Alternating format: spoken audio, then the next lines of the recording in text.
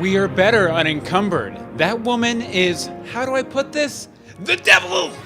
Welcome to Legends of Gotham, where we talk about Fox's hit series Gotham, set in the world of Batman. I'm Bill Meeks. And I'm Anne-Marie DeSimone. And we're back another Tuesday night. Tuesday night Happenstance here at live.universebox.com. As usual, we're here with our chatters. We don't have chatters, many right now. Yeah, we have King Kerr. King Kerr. And King Kerr is quiet. King Kerr.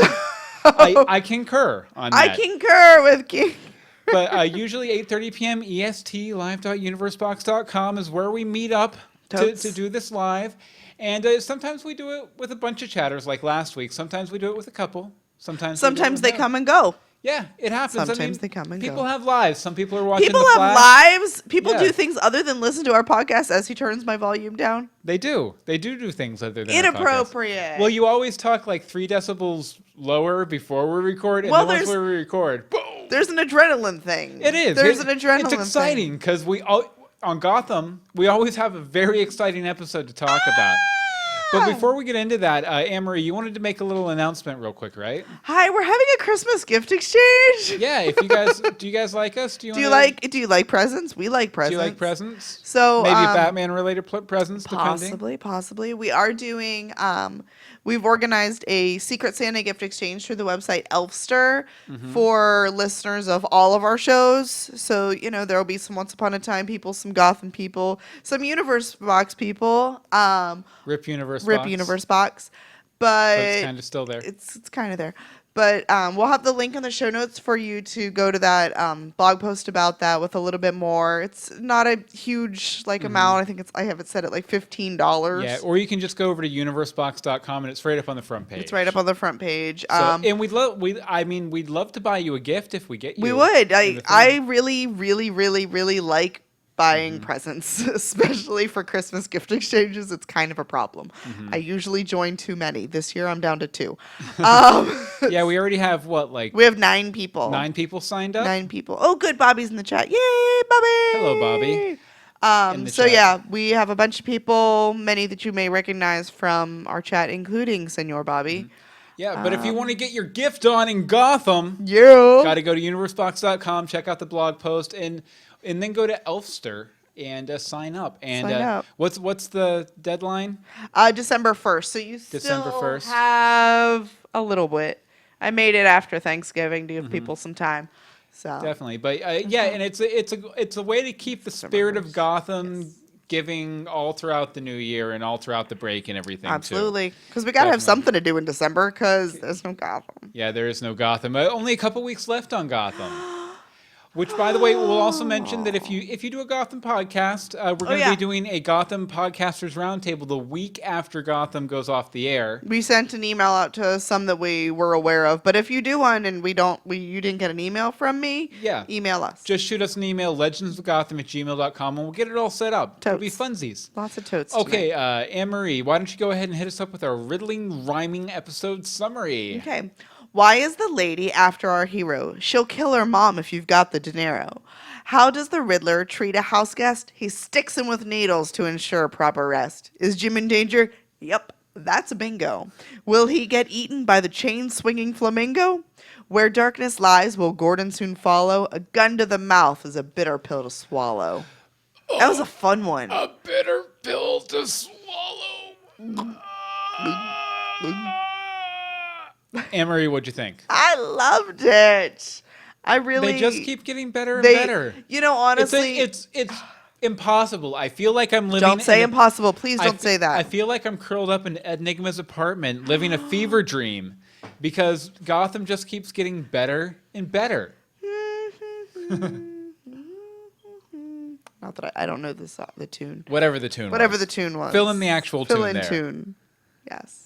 So I think it was really good. I know a lot of people were really excited for Flamingo. I, of course, have no idea what a flamingo is, except that he had a pink feather in his head. Well, I wouldn't say a lot of people were excited, but I apparently saw a certain class of people were. A certain class of people, so you. Yeah. Maybe it felt like I saw a lot of hullabaloo on the internet, being all excited. But yeah, so it was good times. Good times. So, What'd you think? My first point, I liked it. Your first I point. liked it. My first point is about Flamingo, actually. Nice. Okay, we've done the background on Flamingo before, but I figured I'd go ahead and just give you the rough notes on it. Okay. Character created by Grant Morrison in 2007 for Batman issue number 666. He's a cannibal who eats people's faces. Yummy, and and in the show, he was strong, capable, and crazed, and I really liked him. I also saw Joel from Portland in the chat room. Hi, Joel. Joel. Yeah, I really liked the rendition of him on the show. I'm also really glad they finally introduced Joel says he's cooking dinner, but he's here. Is it people's faces, Joel? Because that would be appropriate. I think it was an ear, maybe a cheek, possibly. Maybe a cheek. Interesting. But I'm definitely glad they finally introduced a Morrison creation on Gotham. Grant Morrison's one of my favorite comic book writers ever, and his run on Batman from the late aughts, like I think it was like 2005 or 2006 to 2009, 2010, something like that. It's maybe my favorite run on the Batman character ever. In fact, part of the reason I don't like the Court of Owls story as much as most people is because I felt like it ripped off Morrison's run on this book with Dr. Hurt and all that kind of stuff, like, a secret society manipulating Bruce Wayne's world his entire life, that sort of thing. Manipulating Bruce Wayne? Yeah, I know. That doesn't sound People familiar do that all at the all. time. But I also feel like I feel like the Flamingo fought with chains in the comic. I tried to find a picture, like a source picture, to verify that. I couldn't. Yeah. But I feel like he did, and he did in this episode. So if it makes sense. It felt very natural, like it was just supposed to be there. Yeah, but he was sick, twisted, and fun. I really enjoyed him. Sick, twisted, and fun. I'm concerned about you, sir. I am concerned about you. I almost I almost would have pegged him as this week's Joker if we didn't have another one, which we'll get to. But I also just wanted to say, rest in peace, Officer Parks. Oh, she did a good job too. Yeah. I was proud of her. Yeah, she stuck through much longer than other Jim Most Gordon. Most of the Strike Force? Yeah, other Jim Gordon mentees. Because I've noticed a pattern here. The more closely Jim mentors a newbie and encourages a newbie and says, you're doing a good job, the more likely they're going to die by the end of the episode. Yep. So you want him to go, you know what? You suck. Rest in peace. Then you might make it. Rest in peace, Because didn't he yell at Alvarez? Maybe. Early on? Yeah. He yelled at him, and now he's the one calling him and telling him And now Alvarez it can only appear by phone, I guess. That's because he's out doing the promotional tour. Yeah. All of the interviews. I mean, he's definitely in a lot of Gotham articles, not so much in the Gotham show. And that's not a slight on him. He's got a real job. Yeah. Well, another real job. Whatever. But anyway. Would like to see more of Alvarez. Totes. Definitely. Totes. I don't know why I'm saying totes tonight. Okay, so you totes want to talk about Pangy Pants, right? Oh, Mr. Pangy Pants and Ed. Ed Enigma. Forensics. I absolutely adore how he was taking care of Pangy Pants. Oh, by the way, Rip, yes. I will say Rip, the guy from Forensics. Yeah, Rip the guy from Forensics. I was kind of wondering, are they not missing Ed in Forensics? Where did he get all the medical things to take care of Penguin? Very true. However, Crazy Ed or Head Ed or whatever we were calling him snuck in there with a dead body. So I'm sure it's not too hard for Conscious Ed to sneak in and take some medical things. Zaz sneaks in there. Barbara sneaks in there. The electrocutioner took over the joint at one point. So did Zaz. Yeah, so did Zaz. So basically, worst protected. Not to mention the hashtag maniacs. Oh, the hashtag maniacs. But we're not there, though. Ed and Pangy Pants. Ed and Pangy Pants. Okay, so not only did Ed take care of Pangy Pants physically, but he really took care of him mentally, too. So physically, he's forcing him to rest by stabbing him in the neck. I appreciated that. Then he was like, prolonged exposure. Here, have some fluids. Here's some water. And then we're going to have bottles and bottles of wine and Chinese food. Hello. Always yummy. Yeah, and singing. Not letting him leave. Be like, listen, dude, you're a wanted man. You're injured. You will make it 3 blocks, and then you'll be dead. Go back to bed. Stab. Trust me on this. Trust me. Then mentally, Sure, it sucks to lose your mom and the only person who's ever cared about you in your entire life, but you are going to be a better person for it, Mr. Pengy Pants, because nothing's holding you back now. Nothing's holding you back. Nothing's holding you back. Looking forward to the team up that I don't know if is really going to be a team up or mentor, mentee, or what. I'm not quite sure what's going on with that. Yeah. I have some thoughts. I'm sure you do. Is that coming next? That is coming next. Oh, good. And last but not least, poor Leonard. Definitely. Poor Leonard. He probably has no... Did we actually see Leonard, or no, is it just implied? What do you mean? We saw the person. Well, did we see the actual Leonard no, we don't without know who the bag on his head? No. I didn't think so. Oh, King Kerr in the chat room says, I think Flamingo should have been cast by a creepier looking guy. I thought he was pretty creepy, especially with the blood on his teeth and the gun in his mouth. Yeah, I thought that scene was a little... Which is that... I was thinking that was what the title reference, A Bitter Pill to Swallow, was about. Was like the gun in the mouth. See, I thought it was... it always has multiple things. But I thought it was that Penguin accepting the fact that his mother dying was going to be a good thing. That too. Because I feel like that would be a pretty bitter thing. Okay, but I had some thoughts about the whole Ed and Pengy Pants team up slumber party thing too. Okay. Okay, Ed the free man, as I call it here. As I thought Ed wanted Penguin to be his teacher, yet through his monologuing, he became a teacher of sorts, right. Kind of how you pointed out. But that was such a good monologue by Corey Michael Smith / Ed Nigma. Some key lines. I think it was actually... I thought you just said key limes. I was like, It was Corey Michael Smith talking, but Ed Nigma's voice. It was all Corey Michael Smith's actual thoughts as a person. Ooh. No, I'm kidding. Joel from Portland. I was thinking John Leguizamo. Oh, for Flamingo? Yes. That would have been good. That would have been amazing. As long as it wasn't John Leguizamo from The Pest, which is one of my least favorite movies ever. But actually, my former client of mine, Romany Malco, was in that movie. Oh, Romany. Yeah, some really good lines in Ed's monologue. This is just a summary of a few of them that I really liked. We are better unencumbered. Your weakness was her. A man with nothing that he loves is a man who can't be bargained. A free man. I really like that kind of. It's kind of a summary of what makes a good villain. What makes a good someone who can play in this world of Gotham, which is so intense. You can't have leverage. You can't have something that someone can get leverage on you for, or else you're going to be like Jim, being led around by a million different forces because he shot a guy in the first episode. Right. Although I do think that the reason Jim keeps pushing Leslie away, is because of this, because he wants to be unencumbered. Yeah. He doesn't want something that can be bargained for, like Barbara did last episode with Leslie. He wants to be free to fix Gotham. So I think this is going to be a big thematic thing, not just for Penguin and Riddler here in this scene, but for Jim overall, and at least the half season, if not the full season. Yeah, that relationship has to end. And like you mentioned, Chinese food, wine, and murder, a true friendship. That's just a good slumber party for sure. And it was just nice to see them, because Penguin has been like, what's this nerd doing? For most of his interactions with Ed in and the then last a bottle episode, or two of wine. Yeah, and now they're together and joyful, and it was just kind of nice, a rare, relaxed moment amongst the villains during the rise of the villains.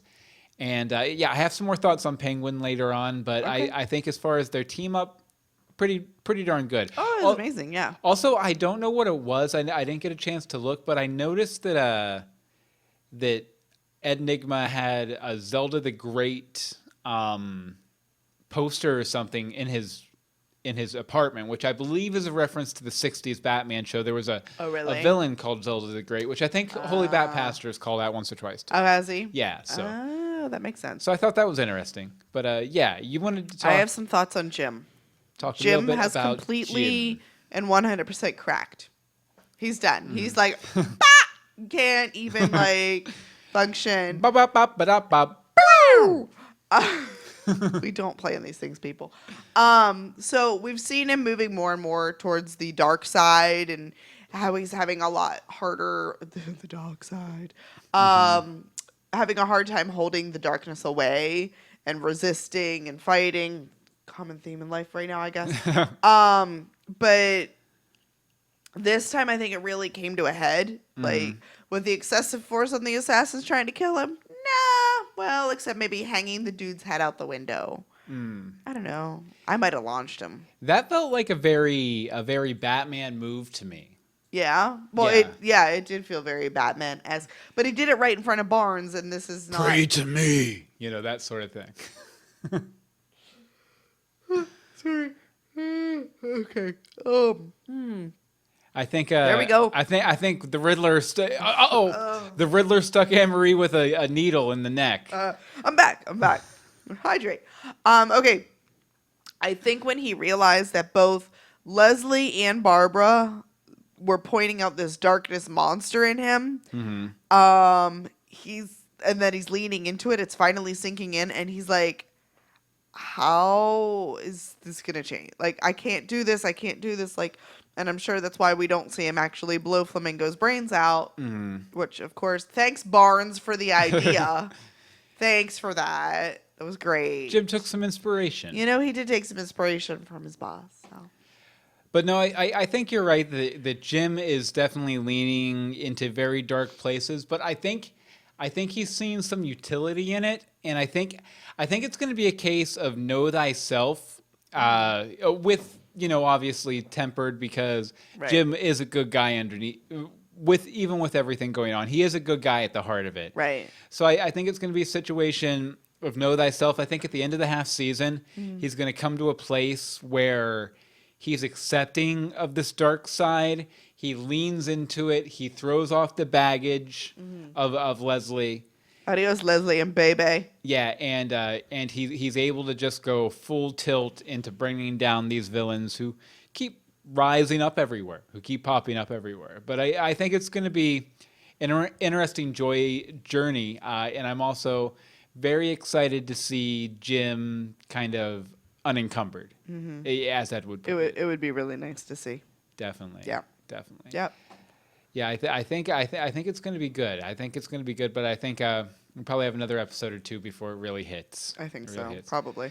All right. Well, those are our main points. Those are our big points. We're going to be back with a lot of other little points. We even added a couple this week. Yes, we did. But before we do all that, I think it's time to look at this Joker. Look at this Joker.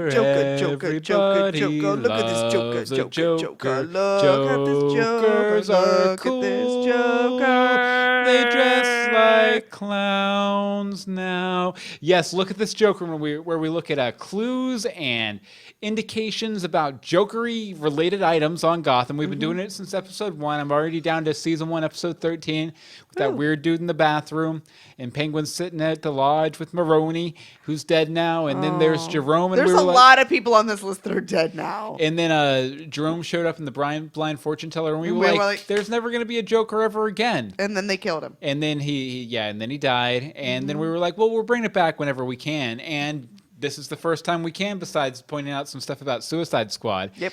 Season 2, episode 9, A Bitter Pill to Swallow. Right at the beginning of the episode, you see some very Mark Hamill-esque, Joker-esque eyes painted on a wall with ha ha ha ha ha ha ha. In the smile. Yeah, and in a smile right underneath of it, right in the opening shot.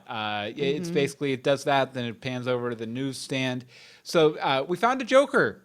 Finally. Yep. Finally. It's been, how long has it been since Jerome died? What was that? 6 episodes. So 6 episodes. We finally found a Joker. It feels like a really long time. Like, it feels like it was only 2 weeks ago, but obviously not. Yeah, but either Jerome was resurrected down in Indian Hill, or his madness is still infecting the streets of Gotham. Either way, this wall is pretty funny looking. And if you want to check out all of the Jokers we've come across so far, go to legendsofgotham.com and click on Look at This Joker right at the top. Did the hitman working for the lady cease trying to kill Jim after this episode? He was dead. Yeah, they were all dead. Yeah, they killed him. They killed that hitman. Or does he mean Flamingo? And if you mean Flamingo, Joel, he's in jail. Yeah. I have some thoughts on the lady. We'll get to it in just a little bit here. She's a lady. Okay, but before we do have I feel like the bat phone's going to start ringing any second. But before we do that, we wanted to mention our Patreon real quick too. Hi, we've got a Patreon over at patreon.com/universebox. It's a way that you can help support our podcasts, Legends of Gotham and Greetings from Storybrooke, as well as some others that are going to be coming down the pike, such as We're So Lost. Recording next Monday, 8:30 p.m. EST at live.universebox.com. We'll be covering pilot episode 2. But Patreon, it's a monthly contribution. You can start at 10 cents. Seriously, it's in your couch, it's in your car. You probably got like $20 in your car, because we all do. Sticky with lollipops and things. But it's a way to help us beef up our content. That's what's letting us pick and choose which projects we do. Like Bill and Bobby in the chat room just did a special on with Bob and David. Yeah, Mr. Show, and then With Bob and David, the revival on Netflix. And we did a 2-part special. And that's something we were able to do because we had this. We've been able to upgrade mics. We've been able to upgrade cameras, hosting, all sorts of stuff. Yeah, and it just makes us better people. And even the lower range donations you can make get you access to every book I've ever written. Which is not free. Nothing. Yeah, there's like 6 of them now or something like that. It gets you access to our patron hangouts where you can come hang out with us on Google Plus. Seriously, once a month. You can talk to us, ask us real questions. And it also gets you exclusive movie commentaries, which we're going to get back into later on this week. Yeah, probably this week, because birthday party. But and we want to thank our 35 patrons who are currently giving us $218 a month. And as I did you're going to call them out? I was asking. I was going to refer them to that episode. Yeah, I'm going to go ahead and say thank you individually to all of them right now. Thank you, Angel, Carrie, Lisa, Jaime, Brian, Paul, Ann, Timothy, Michael, Tammy, Monica, David, Sarah, Rebecca, Karen, Sage of Earth, Elizabeth, Kelsey, Becca, Hope, Anne-Marie, not this Anne-Marie, other Anne-Marie. I was like, I'm not supporting us. Travis, Nicole, Bobby, and a few who wish to remain anonymous, which is cool. You can remain anonymous. Joel meant, will there be more, or did the group just say, let's kick rocks, Jim's too tough? Oh, no, I think there'll be more. I have some theories on that. There are theories coming, sir. Definitely. But thank you so much to our 35 patrons. We love each and every one of it. Big hearts. Bring, bring, bring, bring, bring, bring, bring. The bat phone. Answer it, Bill. The bat phone. What? Oh, hold on. I'm going to answer the bat phone here. Hello? Legends of Gotham. Hey, it's Holy Bat Pastor. Bill and Anne-Marie, how are 2 of my favorite people in the world? Good. I'm going to try to make this quick.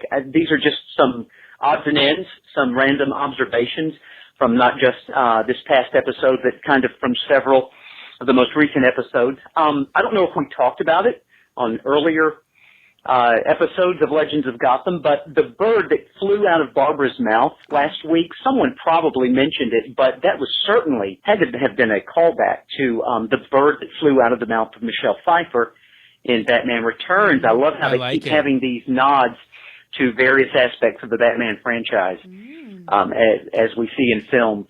Also, another observation, we had talked several weeks back about Zelda the Great being one of the magicians in the Batman mythology. And we have another look this past week at a machine in Edward Nygma's apartment, and I'm sure many of you saw it, where it says Zelda on it. And it looks like one of those fortune-telling machines, possibly. And it's been there on several occasions. I think we first saw it in Mommy's Little Monster. I'd like to see that pop up, or her pop up as a character. Also, in regards to his decor, does anyone else get kind of a Schumachery vibe from Batman Forever? Just the way he's kind of decorated in a sociopath chic, I guess you could say. I think that may be intentional, and again, that validates the various aspects of the Batman franchise. Also, I just wanted to follow up on last week's voicemail. Something happened with it, so just in case you were curious, my observation was this. Edward Nygma is driving a Chevy 2. Now, just hold on for a minute. The Chevy 2 was debuted as the Chevy 2. That was the official name. But then very quickly it adopts this model called the Nova. And then for a number of years, it's kind of known popularly by both names, Chevy 2 and Nova. Mm-hmm. Eventually, the Nova dimension of the car's personality becomes the dominant personality or the dominant name, and it becomes known as only the Nova, and the Chevy 2 moniker is dropped. I like that. That reminded me very much of Edward Nygma. He comes into the world as Edward Nygma.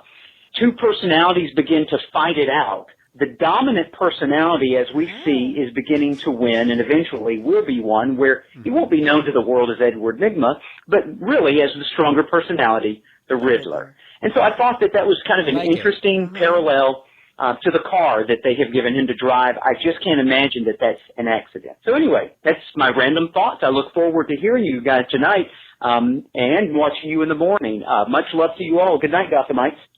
Thank you very much, Bad Pastor. Always a pleasure to play your voicemails. Absolutely. And I swear I didn't listen to it beforehand because it came minutes before the show started. It really did, yes. We just got it then. Yeah, but I thank you very much. And we'll have more feedback from all you guys here in just a few minutes. Yep. Okay, but I wanted to talk a little bit about Captain Barnes. And Jim's line. The line of Jim. Okay, now Barnes has a wonderful little monologue in this. There's a lot of little wonderful little monologues in this episode. Great writing. Who wrote this episode? Find that out for me. To the internet. This is Anne-Marie Google's things.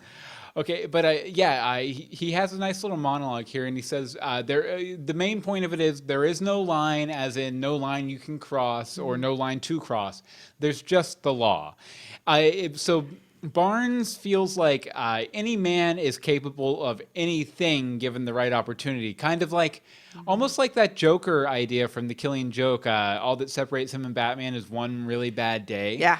Very nihilistic outlook by Barnes. I'm wondering if this is foreshadowing that he's going to cross that line, or that line of the law, that law line, if you will. Yeah. Even after giving Jim the motivation he needed not to cross the line. Yeah. Like, I wonder if we're going to see Barnes succumb to line. I could see that because he was still struggling. Yeah, definitely.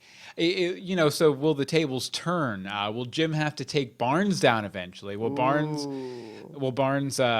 break bad, as it were? Like, I'm getting there. I'm kind of wondering if that's going to happen for sure. I do think this was definitely the first time I feel like they made decent use of Michael Chiklis as an actor. Yes, they gave him something to do. Yeah, it's felt like he's been phoning it in since he showed up in the GCPD. And I mean, that's no slight on Chiklis or anything. They just, like you said, they haven't given him much to do. Right. But he had some nice juicy stuff. He had to pretend like his leg was stabbed. He had to gushing, get up in Jim's face a lot. And then he got this really nice little monologue about his backstory and why he's so extreme about everything has to follow the law and the letter of the law, and we have to do things by the book. We get to find out a little bit about why. Yeah. I guess apparently he was a soldier in a war. Well, we knew that. Well, we knew he was a soldier. We didn't know he was necessarily like a wartime soldier. I think kind of at this point, we have no idea what time frame they're using because they're all using flip phones, y'all. Phones or antique phones, right? If you're the lady. So, but that's a style choice. But I mean, it's a nebulous time anyway. So he might have been. It could have been anything in the Persian Gulf. He might have been in the Iraq War. Right. Who knows, we don't know what war, but it was his third tour there. Yeah, but Barnes also tells Jim, not to push the boundaries of the law. When he's hanging the guy out the window, the piano repairman out the window. So I'm wondering if this is if this philosophy is why he needs a Batman that isn't encumbered by the law. Right. Maybe this philosophy that Barnes gives Jim in this episode is why Jim feels okay turning to a Batman in a time of need, because as a policeman, as a man of the law, he can't cross that line. Batman can cross that line. Right. And he, in most versions of the story, he fundamentally believes that Batman is a good man, and he has the best of intentions for Gotham City in his heart. And depending on who you believe, and most of the time he kind of halfway suspects it's Bruce Wayne anyway. But there was a really good episode of Batman the Animated Series like that. It was a Scarecrow episode, I think. And Batgirl had been exposed to the Scarecrow gas, and she lived through this hallucination where she got killed as Batgirl without telling her dad that she was Batgirl, Jim Gordon. Yeah. And then he invades the Batcave. He's like, I always knew it was you, Bruce. I'm bringing you in. And he arrests Alfred and tears apart the Batcave and completely destroys the Bat family. Really heart-wrenching episode. One of my favorites for sure. But the writer. Sorry. Okay, go ahead. I thought we were you finished? No, go ahead. Okay, the writer was Megan Moschen Brown. And from what I can tell, she hasn't been listed as the writer since Welcome Back, Jim Gordon. Interesting. First episode. So that's pretty impressive for how awesome this episode was. Yeah, well, that was the first episode back after the mid-season finale last year. Right. But that was still, I mean, that's almost a year. Oh, Bobby asked if we did an episode of that in the feed. We might have. I think because we did a couple of Batman the Animated Series episodes. So yeah, we might have done that. That's episode, why Bobby. when you were saying that, I was like, I know this one. Yeah. Yeah. It's a good episode. Great episode. Go check that out on our feed with guest star Bobby. That was the one we did with Bobby, wasn't it? Yay. Yeah, definitely. Let me see here. I don't know what episode it was, but okay. You wanted to talk a little bit about Tabby. Tabby has a heart, guys. She has feelings. She has emotions, and it's not just let me kill you. She's so sad because of Barbara. Mm-hmm. She's mad at Jim because he hurt Barbara, not because of the plan and anything that's been set up. That's why she hired the hitman. It had nothing to do with the fact that Theo was arrested because of Jim. It's because Jim hurt her Barbara. I find that fabulous because it gives her a dimension. Yeah. She hasn't had anything. She's basically been hired muscle for most of hired muscle so in stilettos. And no. But I love that Theo tells her to go find a librarian to torture to make herself feel better. Awesome. For some reason when he said that, I pictured Kristen Kringle right away. So did I. Speaking of Kristen Kringle, Ed kept another trophy. I know. He's gonna get busted, man. Yep. You can't keep trophies, guys. You can't keep your ex-girlfriend's glasses who you killed around. Right? Yeah. Also, what did I say? Let's see. This was the first time we got a side of her that was emotional. There was, I mean, we haven't gotten really anything other than I'm bored. The mayor's no fun anymore. So it was really nice to see that and how mad she really is because she can't shoot herself. Yeah. Because she doesn't miss. I don't think she's ever missed, really. So. Yeah, as long as we're talking about that, I think I'll go ahead and do my last point here just so you can follow along about the lady. Okay. Who she hires to kill Jim Gordon. First of all, it's Missy from Doctor Who. Absolutely love her. It was actually going to be an article that we... it was actually a news story we were going to report on this week, but obviously she was in the episode, so no need. Great to see her on Gotham, and another Doctor Who connection to Gotham, because as we all know, Sean Pertwee is the son of a Who. You son of a Who. You son of a Who. But great to see her on the episode. There are shades of Missy there, but I think it's a very different kind of character at the same time. Much more kind of collected, less goofy, less snarky. Definitely. I also loved her crazy hair, like the weird crazy hair. See, I didn't find it that crazy. I thought it was like weird and swoopy and fun. No, it was period for what they had going on with the speakeasy. Yeah, but it was much different than her hair in Doctor Who, for example. I mean, it's not Doctor Who. It was definitely very styled. Yes, it was highly styled. Absolutely. And her old style phone, the old weird antique phone, was a lot of fun too. I also dug the whole... I dug that we got to see a new mob boss in Gotham, because we haven't... I mean, we got Maroni and Falcone. But I don't think she was a mob boss. Well, she was kind of like... She was a boss. She was boss like Fish was boss. She was more of a madam. Well, but a madam of assassins.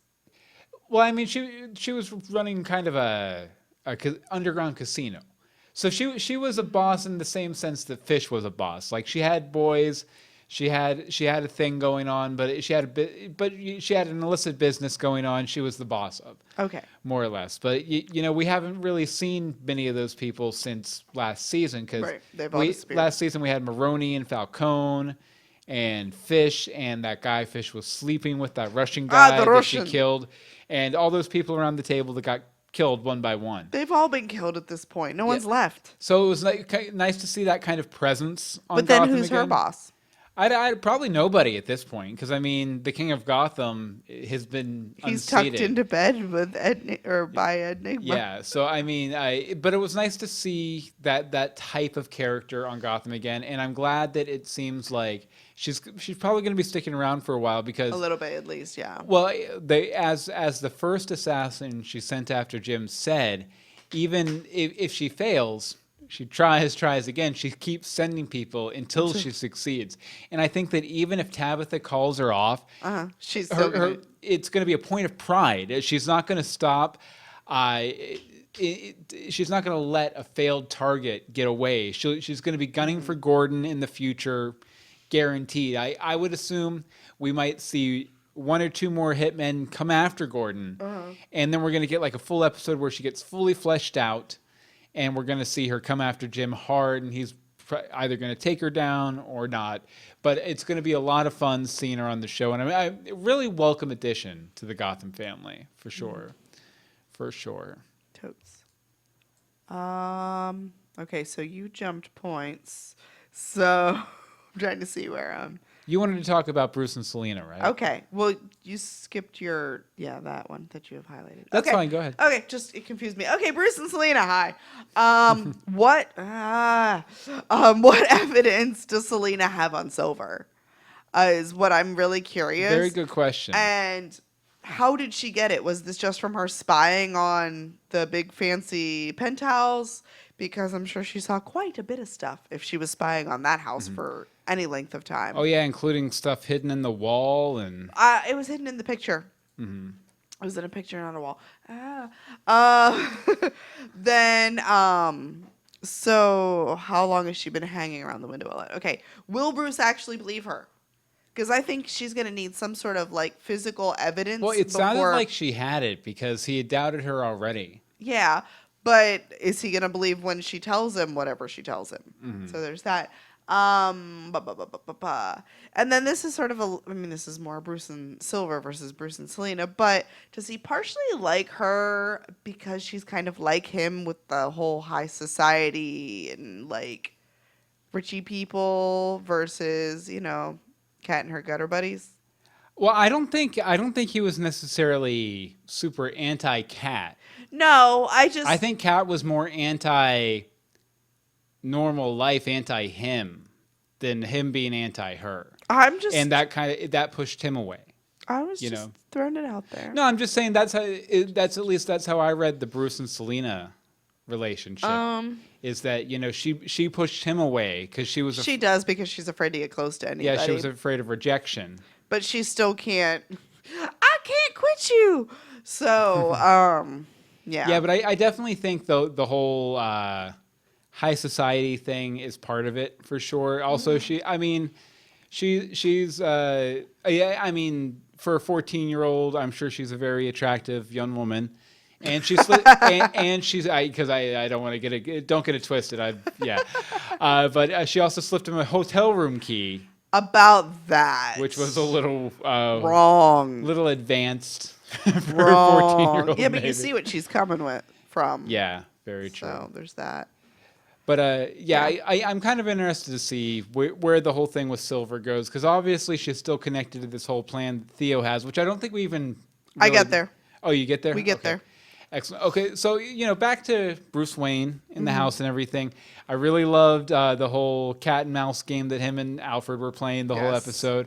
I feel like Alfred keeping one step ahead of Bruce is actually part of his training, because if Bruce is ever going to stand a chance of keeping his identity secret in Gotham, especially with like Gordon, who has known him since he was a kid and everything, and I mean he's a celebrity in Gotham too. Right. Like keeping his identity. If he's going to keep his identity secret, he first must fool the butler.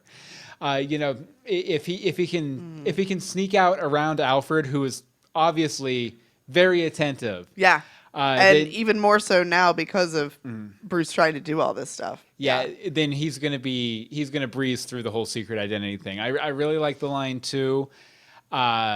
if you force me to be your jailer, then that is what I will be. Mm-hmm. I really enjoyed that line. Although I feel like the whole Bruce, the whole kind of motif, Bruce tries something, Alfred says no, Bruce does it anyway, is getting a little tired. This was a little bit of a twist on it, just a slight twist, because Bruce doing it anyway didn't happen because Alfred kept blocking him. Right. But it's feeling a little tired, especially after that one episode earlier this season where Bruce fired Alfred. You can't fire your legal guardian. If you have enough money, you probably can. You probably can. But so I thought they kind of established that boundary there. Like, okay, you're going to help me. But then again, I feel like this whole section was A, Alfred protecting Bruce, B, kind of part of his training too. Yeah. B, learning to sneak around Alfred. If you can sneak around me, Bruce, then you deserve to do what you're going to do. I don't know. Although I feel like Bruce's fake excuse, like I'm going to go to Jim Gordon in the morning, that's what he should have been doing. Yes! He should have done that a while ago. Yes. Taking it to Gordon. King Kerr in the chat room says Nigma and Penguin need to take out Tabitha. Yes. That would be fun. That would be good too. Yep. Mm-hmm. Definitely. But what were you going to say about Bruce? What was I going to say about Bruce? I don't know. You don't know? I don't know. Okay, on to me. Yeah. Are there any legitimate businesses in Gotham? The newspaper man at the beginning of the episode. I don't even believe it. Because everything seems to be a cover or a money laundering scheme or something. Like everything's a cover for an assassin's club, den, a sex den. You mean? A sex den. Yes, I wasn't gonna say it, but yes, a sex den. So it's like we have not walked into anything that people aren't like hanging out ready to kill people in. Well, that could be a function of the side of society that we're seeing, that we're exploring in Gotham. You know, it could be just. But we're dealing with dirty cops and dirtier criminals. You know, so we're seeing their world and what they interact with. You know. All right, fine. There must be legitimate businesses elsewhere. Well, I'm just saying maybe the sandwich shop. When Penguin, right before Penguin killed that guy, he went and got a sandwich. Oh. Because, the cart. Penguin killing people for food. And eating stuff. Yeah. Now he's moved on to Chinese food now. Hey, he didn't kill anybody for that, though. Speaking of Penguin, though, I feel like we're finally seeing him. We're seeing him at his lowest point he's ever been in the series. Lower than when Jim threw him in the river. Yep. Lower than when he was a cook at Maroney's. I feel like this is Penguin at his absolute lowest. Mm-hmm. He's never been this down before. No.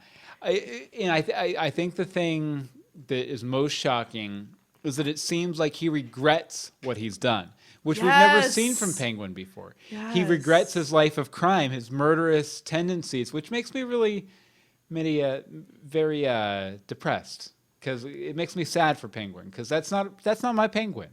He should be joyous in his killing. Yeah. You know, he should be joyous in his killing. Yeah, but I wonder, he just had a not so good, very bad day, Penguin. He was just curled up under the covers. What's that? Joel from Portland. Cat can't quit Bruce. Oh my God, you said that as I typed it. Nice. We're psychic. But he's very depressed, curled up under the covers, healing up and everything. Yeah. Poor Pengy. Poor Pengy Pants. I wonder, though, if Ed hadn't pushed him like he did with that monologue, would Penguin have left Gotham and a life of crime behind, do you think? Do you think he would have ditched out like he said he was going to? No. Why's that? Because that's all he knows. Mm-hmm. That's all he really knows. However, I can't wait to see what his dad has to say about everything.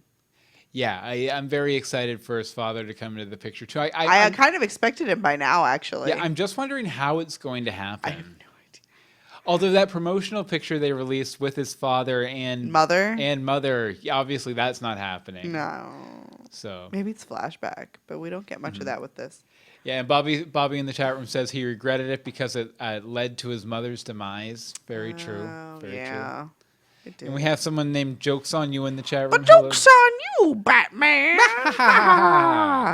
Okay, and last but not Last least. but certainly not least, welcome to Gotham, brothers, monks, whatever you are. Did you really all have to stab the one poor security guard? I think one of you could have handled it, but everybody had to warm up their knives. Yeah. I can't wait to see where this is going. Yeah, these are assassins from the Order of Saint Dumas. Yes. Saint Dumbass, as some might say. But no, they're highly trained assassins. They're Batman level fighters, but they have no moral sticky thing with killing people. Right. Obviously. So it's going to be a force to be reckoned with. I almost wish there was a slightly larger budget, so there was more of them. Like, I think there was like a dozen of them. I think 40 would be better. Maybe. Jokes on You says, I would like to thank you for creating this podcast. You're welcome. We would like to thank you for enjoying the podcast. Yeah, for enjoying the podcast. Yeah, definitely. Yes. Jokes on you. But yeah, like I think 40 or so assassins would have been a much more menacing presence than the 12 more are we got. coming. Maybe Very more true. are coming. Maybe this initial 12 is just to get Theo out of jail. This is just the first batch. This is the first wave. And then we'll get It's like in Plants vs. Zombies. First wave zombies. and then we'll get Assassins 2, the new batch. It'll be good. It'll be good. No, but speaking of Theo in prison, Yeah. I almost feel like him going to prison. Yeah. I almost feel like that was part of the plan. He's too comfortable. Yeah, he's way too comfortable, and he almost says it to Tabitha. Yeah. Like, things are still in motion. Just because I'm in here doesn't mean Right. the plan has stopped. Right. We're going to be ruling the city. Like, how does a disgraced mayor go from sitting in Blackgate prison Yeah. to running the city? I can't wait to see understand. that connective tissue. It's going to be good, but I feel like Theo getting arrested last episode was very much part of the Batman's gambit that he's playing throughout this season. Right. I also wonder, what do you think? Do you think, because Bruce still seems pretty convinced that Theo has the goods on his parents' killer. Mainly because he's a man of business. Right. He wouldn't make a wouldn't deal go- like that yes. without backing it up. Do you think No. you no. still don't think you think? I think he knows who did it because I'm sure he, commissioned it. But he wasn't going to tell Bruce. Yeah. No. He's he's not a good man, Bruce. Bruce, you're 14. Shut it. Sorry. So there you have it. Fair enough. Okay. Well, I guess it's about time Oh, then. no. Guess it's about time no, then. there was What's up? eye things again. What eye things? Bullseye. Oh yeah. Yes. The bullseye with the glasses. Joel in Portland says all businesses are corrupt, but who doesn't want to go shopping at that weapon and explosive Costco store from the Firefly episode? Yes, bring that back. I want to go. It wasn't the hub. It was. I can't remember the name of it. It wasn't the hub though. Cookie Mart. But I want to see an entire episode set there, like Yeah. a couple villains and Jim Gordon duking it out in the comical explosive Right. weapon warehouse. Right? that'd be And great. how much time, I just randomly thought of this, how much time does Ben McKenzie got to spend with the coordinator for all these fights? Because he was really physical, hand The to hand elevator fight. one was great. Was amazing. There was flips. And some might say it was a little pat, but I personally enjoyed the opening of the elevator Yes. doors and the fight going Yes. on and then closing and Yes. keep going on. Whatever. There's always that level of that type of comedy to the show. Sorry. Anyway, continue. Okay, so let's see here. And this is an accurate count. I kept track. I kept track dead throughout the assassins? episode. No. Not out of 534 puncture wounds. How many puncture wounds do you give this episode, Anne-Marie?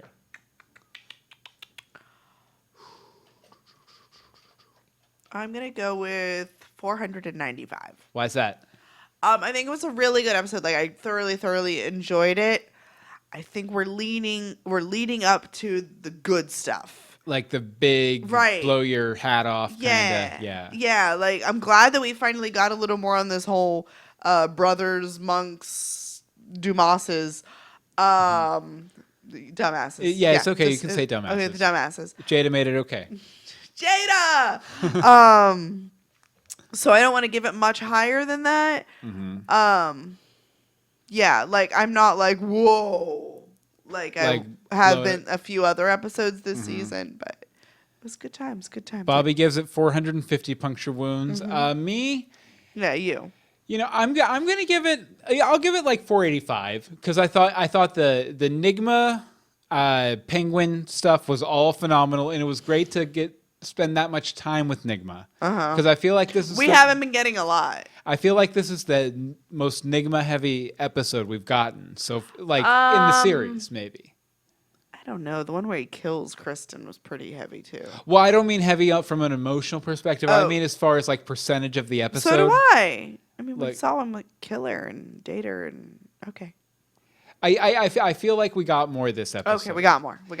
But or at least it felt more substantial at any rate. And I really enjoyed it almost felt like a B plot with Jim. Yeah. But at the same time, it was a little repetitive, a little shooty, like It's a for 10 cop minutes. show. I know.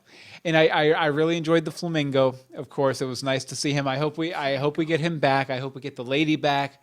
I hope the villains continue to rise all the way up to 534 puncture wounds, which was the arbitrary scale. And now, on to the news. News. Okay, first up, the ratings. And Ratings are awesome. According to TV by the Numbers, who know about these types of things. They do. Gotham is most likely going to get a third season. The show is Fox's number 3 rated drama behind Sure Thing, Empire, and likely picks, for now, of Rosewood. But it's in a better position than Rosewood at the moment. I have never heard of Rosewood, have you? Neither have I. I live in a bubble. Aside from a 1-week blip where it dropped to 1.3 same-day rating, Gotham has been a model of consistency this season, scoring a 1.5 or 1.6 for every episode. That's right on Fox's scripted average, and it's doing those numbers with no help as it leads off Monday nights, especially with stiff DC Comics related competition these days. So it's nice. It's a pretty sure thing we're getting to season 3, which is very good. Yeah, it's not going anywhere. Joel gives the episode a period in the chat room. So just a period. I don't know if it's a good period, a bad period. That's fine. Why don't we watch the trailer for the Son of Gotham while we wait on Joel to figure out what his rating is. The pretty intense trailer too. Let's check it out. I hereby order Theo Galavan released. They're releasing Theo, and then he gets punched by Jim. Yep. They take Jim away. Galavan is planning. It's going down today. Yeah, there's all the guys in the hoods. Paper walls being busted. Only one episode left after this one. Some silver. Some stabby stab. Bruce in a tunnel. I couldn't have done it without you. And Theo couldn't have done it without good old Jim Gordon. Excellente. Good stuff. Back in the chat room, Joel gives it 70 out of 88 lines crossed. Joel, we've talked about this. You can't puncture wounds. 534 puncture wounds. You have to conform to the arbitrary It must scale. be the salmon that he's having for dinner. It's messing with it. Must be. And I will warn you guys, if you're super spoiler averse, this might be a little spoilery, so you might want to skip ahead about a minute. But Corey Michael Smith, during his Gotham Addicts Q&A a couple weeks ago, kind of dropped a little hint about maybe a returning character. And I'll give you one more chance to skip away. Go away. Yeah, the Riddler teased Joke's the return on of you, the Batman. Joker. Joke's on you, Batman. Yeah, let's see here. I'll just go ahead and scroll down. It's close to the bottom. Yeah, because they summarized all of his other answers and everything here. And he was asked if he missed Jerome, and he Corey Michael Smith on Twitter said, "Yes, Cameron Monaghan is brilliant, but nothing is ever as it seems in Gotham." So and then there's a nice gif.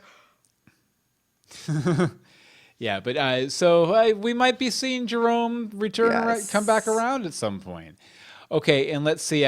Joel says it. The salmon was yummy and 404 wounds. And King Kerr, frowny faces from the 2 more episodes of Gotham. Yes. I concur. Really? Yes, definitely. Concur with King Kerr? Yeah, so next week, when you're done watching The Son of Gotham. The Son of Gotham. What I want you to do, I want you to go find a cop. I want you to stab him 43 times in the stomach. And then I want you to email legendsofgotham@gmail.com. Before they arrest you, tweet us at Legends of Gotham. Once you're in jail, usually there's a good education program in prison. So they'll let you use a computer. Facebook us, facebook.com/Legends of Gotham. And with your one phone call. Your one phone call. Call us 424-274-2352. Again, that's 424-274-2352. You dirty, dirty cop killers. And first up, as usual, we're going to start with Bobby. Take it away, Bobby. Hey guys, it's Bobby. Hey. Hi. Didn't have really a lot to say about this episode tonight, but I at least wanted to send in a quick voicemail nonetheless. It was entertaining enough, I guess. It was kind of cool to see Gordon as a badass, or to get to see how much of a badass he can be, having to face down his own little League of Assassins, as it were. The interplay between Bruce and Alfred was pretty cool. It was kind of cool to see Alfred stand up to Bruce, stand up to this little boy. Where's Bullock? Where was Bullock during the episode? Maybe that's why I wasn't so entertained. And I guess Barbara's in a coma, so I'm thinking that she's going to wake up from the coma eventually, and that's how conveniently she'll just not remember a thing. I think because Jim didn't go with her back to Arkham, they're going to take her down to Indian Hill. Yep. Going That's down why I to think that's why he Indian asked Hill. if she was, or if he was riding with her. Yeah. And her and Jim will end up back together and raising a little tiny tiny little Batgirl. Yeah, other than that, I really didn't, there wasn't a lot. Well, the monks. Well, how come, I was expecting dozens and dozens of monks, and here at the end of the episode, we finally get the monks, the Order of Damas. It's 12. And it's what? First wave, 8 guys. Of them or something, not even a dozen. Hopefully that's just the first wave, and we're expecting more to come, because I was expecting the streets to just be flooded with monks. But other than that, it was just a meh episode. So there was a bunch of assassins. So quick and easy scale. Out of 24 assassins, I'll give it 17. No, that wasn't fair. It was an all right episode. I'll give it 18. 18 out of 24 assassins. One more assassin. Doesn't really help that much. Oh, yes, it does. Yeah, I guess it does.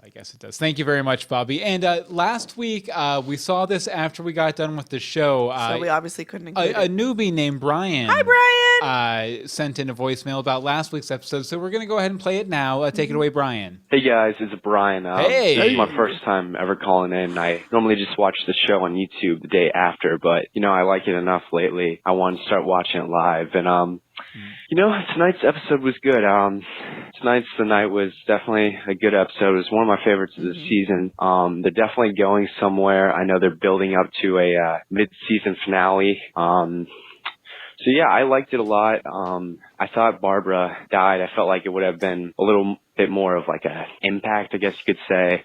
It would have made the episode a little stronger, and it made the episode. I'm tongue-tied right now. It would have made the episode seem to make more sense if she died, but since she didn't, it seemed kind of it was fun to watch her just kind of run around and mess with Jim, but it seemed kind of pointless if she wasn't going to die. But all in all, I did like the episode.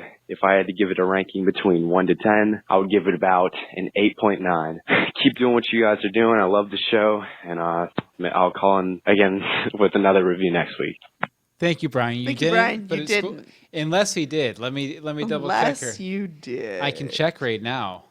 Because I'm going to check. Checking. Check 1, 2. No, we didn't actually get one from Brian. Sorry, Brian. But thank you very much. And we hope you call in again. Sorry. Yes, please. Yeah, definitely sorry we missed it last week.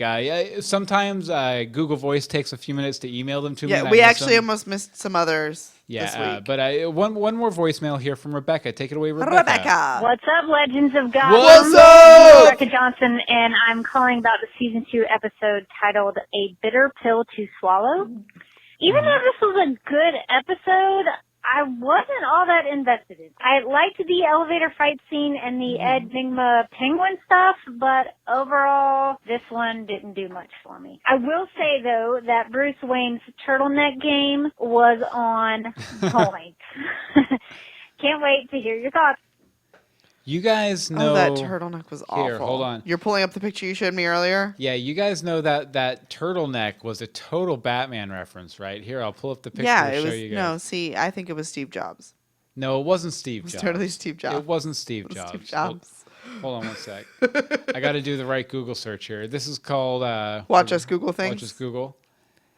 Watch us Google things. Googling. Google things. Okay, hold on one second. I'm almost there. And this is a really good reference, too, which is why I'm taking the time to do it. Any day Okay. now, Actually, one of the pictures has this next to a picture of Steve Jobs. Does it? Yeah, your comparison's pretty on point. Yeah, it's Michael Keaton in the Batman movies wore a turtleneck exactly like the one young Bruce is wearing. Ugly. In this episode. And here's the picture with Steve Jobs for reference. But yeah, so it was a Batman reference. That stupid outfit that young Bruce It's an Wayne awful wearing. outfit for his sleazy girlfriend. Mm-hmm.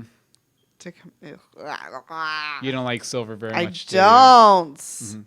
And Bobby says that Adam West always rocked a turtleneck too. Turtlenecks are awful. Burn them. Okay, and we have we have one last letter here from Cliva. You want to read it? Yes. I am the beginning of the end and the end of time and space. I am essential to creation and surround every place. Who am I? The letter E. E for Ed. I love that, by the way. Yes.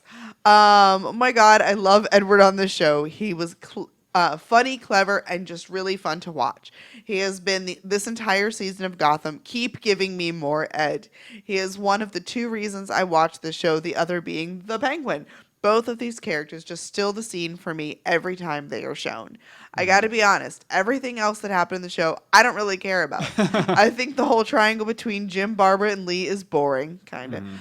Theo and his sister's storyline, slow and just not interesting. And Bruce, kind of dumb. I don't see him as the future Batman. Okay, I fight with you on that one.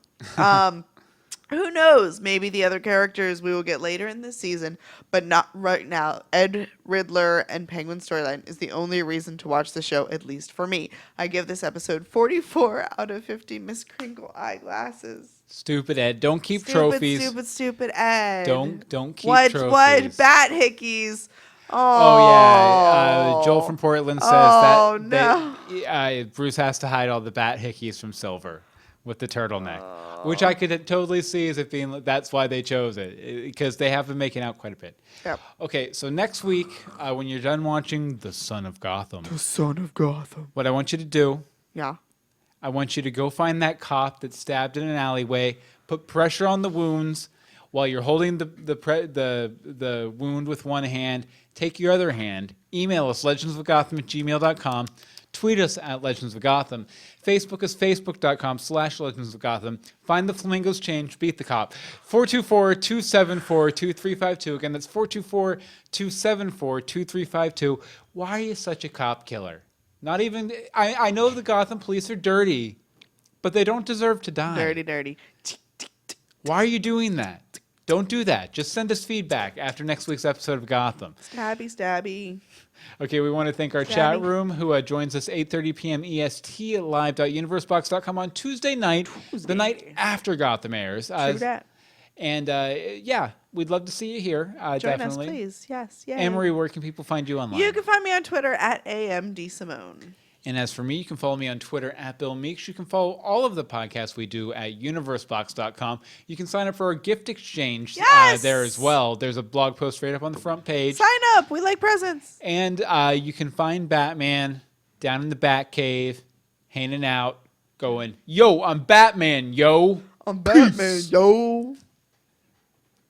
I love it. That was it? Yeah, that's There it. was no until next time? No, wait, no, we were about to do it. Oh. We were about to back up. Join us next time for more Legends of Gotham.